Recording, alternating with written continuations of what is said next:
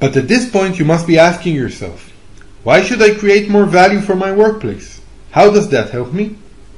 Well, if you own the business, then the answer is simple. The more value you create, the more you own. But if you're an employee, then the answer is a bit longer, but still relatively simple. For starters, the more value you create, the more valuable you become. And there is a big chance that you will be promoted, or at least compensated. However, it is a sad truth that some companies do not promote or compensate employees that contribute more. Even if you work for such a company, there is still a big plus to becoming more productive. When you create a lot of value for the company you work for, it is unlikely that you will be fired. Another thing that happens when you become more productive is that you'll have more time for one of the highest value activities there is, which is learning new skills. These skills might be Excel related, and they might be in a totally different field of knowledge. But no matter what new skills you choose to learn, by learning new skills, you will both increase your contribution to your company and to your personal worth. So, to answer the question, why should I create more value for my workplace? Because by doing so, you are creating more value for yourself. So let's get back to Excel. How can you apply the productivity thinking technique while working with Excel? Well, here's how. Take a minute to think about how you allocate your time on a typical month.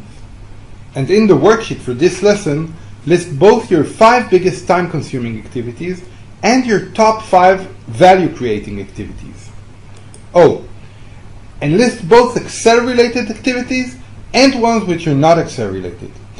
You might find that you need to cut back on your Excel time, or that you need to reduce the time you spend on face-to-face meetings and focus on your Excel work. You never know. So again, don't limit yourself to Excel-related stuff. Now, for each of the 10 activities, estimate how much time you allocate to it on a given month and make a ballpark estimate of the value contribution each hour of that activity creates. Make sure you write down a dollar amount and not just a number. Once you filled in the activities tables, ask yourself, what can I do to reduce the time I spend on low-value activities? And make sure you give this question the respect it deserves. Come up with both practical and wild ideas, just as long as they're legal. And don't quit until you have at least 5. Now the key here is not to try to eliminate an entire activity, but just to reduce it by 10%. This is important because it is much harder to eliminate an activity than to reduce the time you allocate to it. And as we demonstrated earlier, a 10% efficiency gain can create a tremendous increase in your overall productivity. When you think of an idea, write it down in the worksheet area called Efficiency Ideas. And remember, the 10 minutes you invest in filling out this worksheet might create an enormous increase in your productivity. So my suggestion is, put your back into it. Okay, so when I say pause the video, just push the pause button and do the exercise. And once you're finished, press play again. Ready? Pause.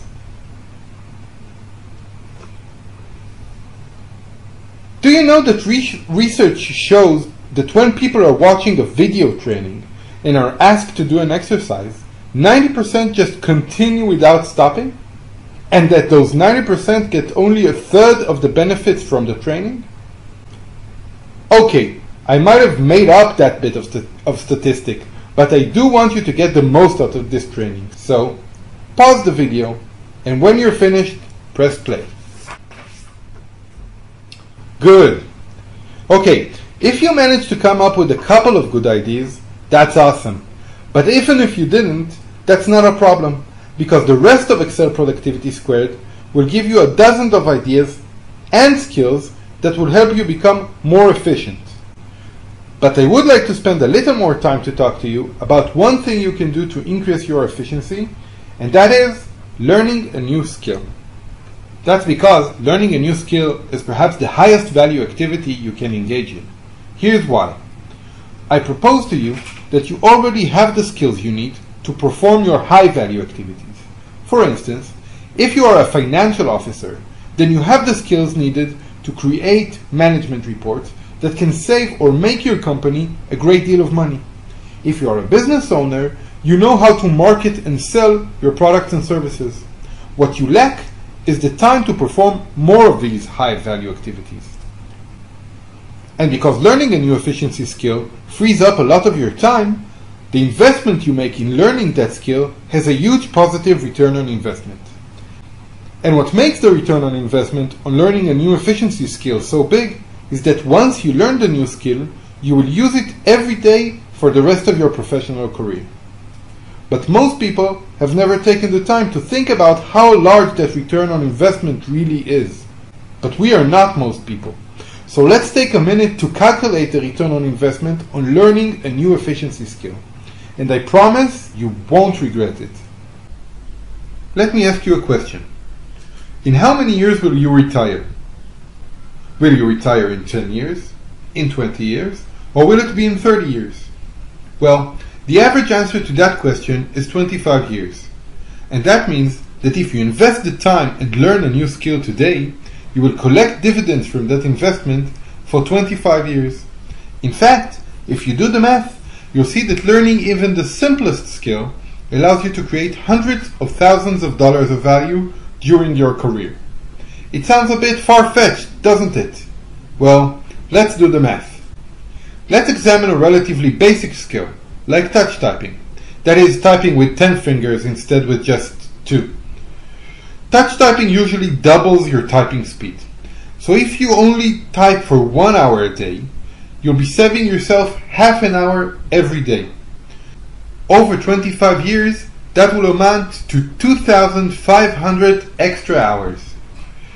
Now, since you're a productivity thinker, you will replace the typing activity, which is worth $20 an hour, with a high-value activity worth at least $100 an hour. Which means that learning touch typing will create $250,000 of value over the course of 25 years. And since touch typing takes about 20 hours to learn, you're basically getting an ROI of $12,500 for every hour invested. I know these numbers are amazing, but I assure you, they are real. I urge you to think this idea through, because if you act on it and start spending a little time on learning new efficiency skills, you'll see a dramatic increase in productivity, and I think you'll also enjoy your work more. I know that gradually learning new efficiency skills has made a profound impact on my professional life. In fact, because learning skills is so important, we'll be devoting 2 other videos in Excel Productivity Squared to this subject. So, productivity thinking starts with the understanding that productivity is not about working faster or less. It is about focusing on the activities that will produce the maximum value for your workplace and for yourself. To do this, you need to list the different types of tasks you normally perform and how much time you put into each of them over the course of a month. You also need to estimate the hourly value each of those activities creates. Then, diligently work to reduce the amount of time you spend on low-value activities. And finally, use the time you've saved to either perform high-value activities or to learn new efficiency skills that will in turn save you even more time. In the following videos, we will discuss more than a dozen techniques and skills that will help you reduce the time you spend on low-value activities. But taking that time and turning it into value by applying productivity thinking to your work is the biggest leverage you can have. And that is it for the first video in Excel Productivity Squared. I hope you found it useful, and I'll see you in the next video.